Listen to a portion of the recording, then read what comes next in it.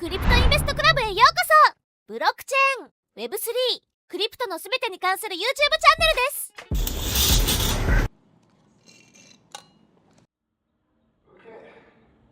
We got the paycheck problem. So that's something that we've been addressing for a while now at Volante. And the premise is simple. You get paid once a month instead of every day. And that means you lose money from inflation, from not getting interest, and a whole bunch of other issues. It's also less productive, and employers and employees just generally lose money. There's a lot of intermediaries, the usual being banks, Visa, MasterCard, of course, that cut and take their fees. And at the end of the day, everyone gets less money except the employers and employees. That's just not so nice. So let's look at a 30-day prism, and then of course get to what this has to do with Ethereum. Per average worker, we call it float, we have a yearly loss of at least $8,400. That of course takes the globe into perspective, so it's not just the states, but countries all over. We're talking averages here. Ironically, even though you've already worked for example, 2 weeks, whatever your job may be, right? You don't get the money yet. You've delivered your value, you've done your work, but you have to wait for your money. Technically, you've already gotten it. Kind of like going to a grocery store and then paying 2 weeks later. It doesn't make sense on the surface. That leads to payday loans. People, because their car broke down or something else, they have to take out money, they have to take a loan, lend some money to fix the immediate problem until payday arrives, because on average, a lot of people don't have savings. In Japan, for example, it's about 1 in 4 people. And that leads to a global wage float in the trillions. Of course, economics of scale are scary, so are the numbers that lead from that, but it just leads to hundreds of APR per year in losses. It's just a lot of money that's being lost. And here we have our lifetime loading. So what we can do with Ethereum of course being one of the poster childs in the crypto space, is we can whip out this cute little thing here with an L2. And I'll get to the code in a second here. It takes seconds to set up. It's a very simple function really. Not much that needs to be done here, and we can immediately create an EWA, an Earned Wage Access Protocol. Sounds fancy and complicated, but it's really nothing else than an employer paying their employees every single day, no matter what they use. Be it Revolut, be it Chase Bank, whatever app, whatever bank they're in contact with, instead of monthly, they get their money all the time. And on top of that, depending on the jurisdiction, they can be paid in Japanese yen, but also in dollars or Hong Kong dollars, or even USDT, USDC, stablecoins, crypto, you name it. Of course, we're going to focus on Ethereum for now, and as you can imagine, using basic protocols like ERC20, in this case ERC20 for USDC, because it's a bit more compliant overall, and of course we're going to go with zero proof knowledge, but yeah, this is a technical stage, you already know these things. Let's look at the checklist that we have to go through. We have to be compliant across the globe as much as we can, of course. You have to adjust depending on the jurisdiction. That goes without saying. We've, for our protocols, already deployed to thousands of people. Now, we are a fairly new startup, so we've been around since November 2024, not that long yet, but we've already streamed, or are streaming rather, to about 3,500 at this point. Moving on, we have the open source. Open source being, of course, you can right now build with Superfluid, go there, fork it, download it, set it up yourself if you want to set up an Earned Wage Access Protocol yourself, or otherwise, of course, contact us and we'll do it for you like we do with all the people we work with, all the corporations we work with. But it is open source and you can do it yourself if you'd like to. Everything is public, everything is very transparent there. Smart contracts, backend, everything you'd want, and we of course also offer 24/7 support for this kind of thing. So you can completely cut out banks, completely cut out Visa and MasterCard and all the other predatory intermediaries that just take both your money and your employees and workers' money for, frankly, not really much of a benefit. We have our codes here as well. We do have our token live if you're interested in us. We also have a commodity, copper, actual, literal, physical copper that we work with. Also using an ERC20 protocol, also doing this exact thing, except instead of paying people with USDT, because this is the African region, we pay people in their local currency, again, over 50 countries there, right? Or in actual physical copper, which we both either deliver or they can pick up. So they would be issued tokens on their phone, which we send them in SMS, like a short message. They don't even need a smartphone, just really any phone at all. and they can come to our facility to pick it up. I mean that quite literally. This is our lab. Here we have where we dig it up. Here, kind of how it looks like, right? Refinery, and these are the bricks at the end of the day, which right now we're, for the most part, selling to our Chinese friends, but of course also Japan and other places. So literally copper, right? So this is very universal, whether it's wages and salaries, or commodities, or even assets of any kind. You can use this kind of protocol to cut out a lot of unnecessary expenses and just frankly be more fair. But at the same time, you're completely compliant, you're open source, you have third-party validators, you have third-party everything essentially. So you really are covered on both the monetary side, the productivity side, but also the legal side. And it works in pretty much every country with the exception of heavily sanctioned places, of course. And yeah, that is what Volante does. That is the little money revolution that we're working in. About earned wage access. Now this sounds like a fancy new term, but this was the norm. This is, from the States to Japan, this is how it worked. People worked the whole day and got their money at the end of the day. That was the norm. And with the Industrial Revolution, as people lined up by the thousands and everyone with different wages, overtime, foremans, it became very impractical. You'd have this Breaking Bad scenario where it's a huge table with piles of money and everyone's picking up their daily wage. It was just not practical anymore. So around the time of Henry Ford, it became the norm that we pay once a month. And unfortunately, we have kept that with basically no change across the globe.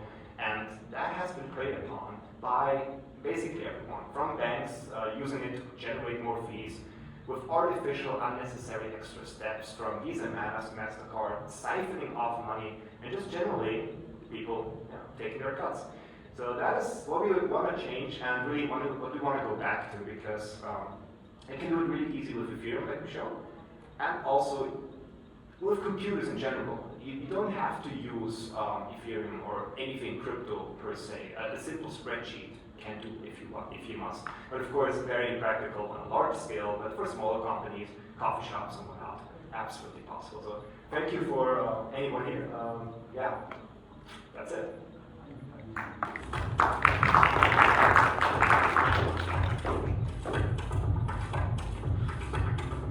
I like to read some mangas, but I can't just constantly get the copies. So, and also because the Japanese isn't all that great yet, I go to online sources like Manga Fox, for example. Now, if you look it up, let's say I want to go to Manga Fox, I'm in Japan right now. When I try that, I get this message here: not in your area. Perfect textbook example for where you can use a VPN like Surfshark.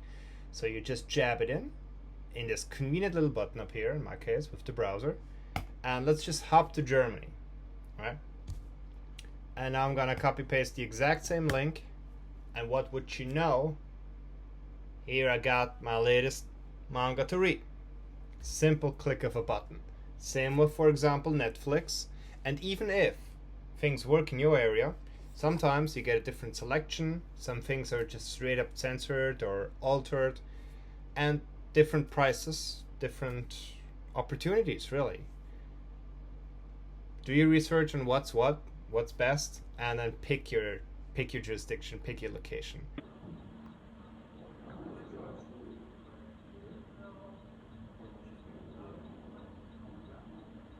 Okay. Very good. Let me look this up. Of some of the things we do. And we have a lot of technical presentations already, how to do ERC20 this and ZK-rollup that. So we figured we might as well skip the very basic things. This is the technical stage after all. So we're going to talk about the idea of real-world assets, right? How you can actually use these kind of things. Most of the time, that comes down to having a real-world example that's easy to understand, and something you can replicate in many spaces with backwards compatibility, especially for jurisdictions or when there are certain limitations. For example, commodities, natural resources being scarce in Japan, of course, are big projects right now with a lot of support. And then there's all the software being developed just to find out that on site in the Congo, for example, we don't have smartphones, only regular phones, and everything works with mobile phone providers. Suddenly nothing works, and millions of dollars are wasted. So, not good, right? So let's talk about tokenizing physical copper as our example here. And we're on the next one. So real quick, why the Congo? We got a big site there. There's essentially a lot of copper, and we need a lot of that in our industry. And there's a banking crisis going on there as well, which is easy to solve, but only on the surface. Jurisdictions make it very tough, especially. So we thought we need to work with something that's well established, it's more systematic, and besides Bitcoin, the only other thing that fulfills these criteria is, of course, Ethereum. So we have some numbers up on the screen, but essentially, we have a lot of people, we have a lot of money being lost, and it takes forever to open up a bank account. Not to mention that a lot of things are simply missing. People sometimes don't even have identification things for KYC and any AML, right? So here's our real life example. Now this actually exists. This is a live thing. We have a copper pack coin, and this is exactly what the name implies. It's literally just a coin that is being issued as we extract and refine copper, literal copper, the commodity. Right? So whenever we have a site, we have a refinery. I'm going to show that off real quick with a few slides here. So we have literal ground here, and this is how it looks like. So we're actually extracting copper on site, right, with our workers and everything. This is how the copper looks in a raw form, and then we refine it, kind of like you can compare it to a farm, if you will, when you harvest potatoes, right? And this is the end product that is then being shipped off in containers. So quite literally copper. Every time one of these is finished, we issue the corresponding amounts of copper. Now one of these is roughly, I think in kilograms it's about 25-ish to 50 kilograms depending on the size. So one of these is 100 grams each because that corresponds to roughly $1, which is now 140 yen. So yeah, very simple. I don't need to introduce ERC20 or ZK-rollup. Very basic concepts. The most fundamental, essential things we can work with. Again, because fast, easy, and backwards compatible. So here we have, as this is supposed to be a live demonstration, exactly that. So this is essentially a Google form that we use in many spaces. Whatever is available, we'll set it up in a way that in our case, it's as simple as possible. So we'll have a name, we'll have a phone number, we'll have the amount. Let's say we have a worker here. Let's say we have one of these bricks is finished, and let's say it's about 50 kilos, right? We'd have a payment selection. Let's say they want to get the tokens, right? And instantly create a wallet and mint it, and we'd be done right away, right? Let's repeat the process with, let's say we have 10 of these bricks, again, and there we go, right? So it's very fast, it's very efficient in that sense. They immediately get everything they need in an SMS, so it doesn't even need a smartphone, let alone all of the other setup. People are still not that used to any crypto stuff, let alone anything with wallets and transactions and gas, and don't even try to start with Solidity or something, right? They can barely operate their basic devices in some cases because they're simply not used to it.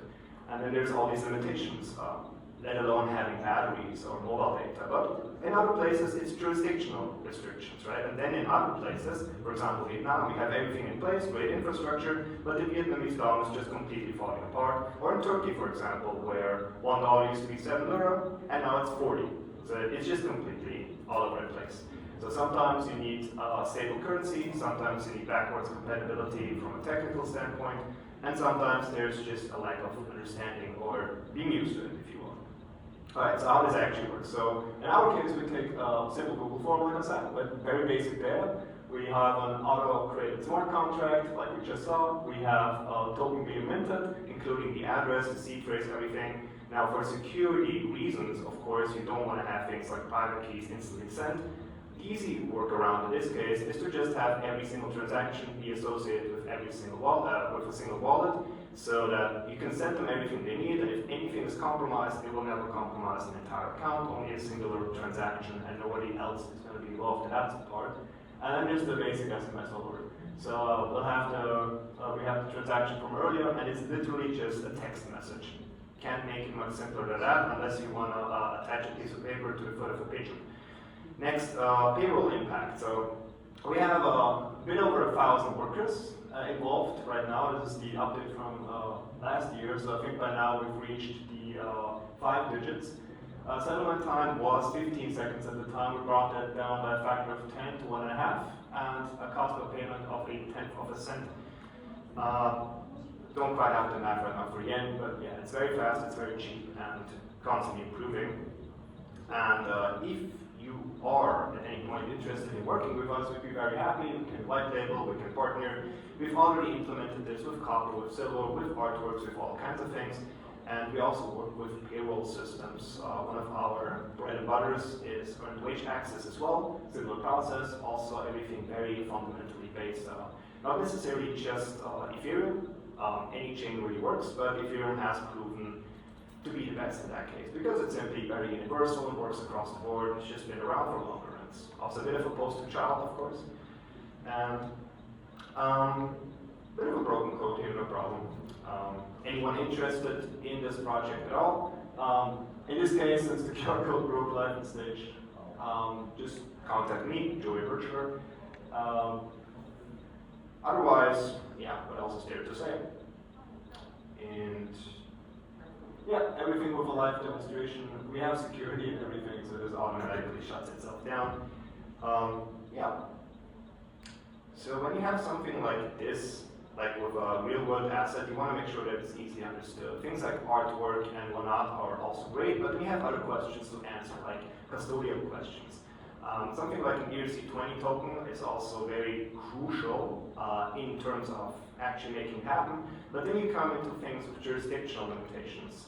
You might have to use a security token, which is not ERC20, of course, in many cases, and then you need legalese and off-air, and it becomes quite complicated. I highly recommend to always stick to very fundamental principles in this case, or get the right people involved, third parties who check everything, of course.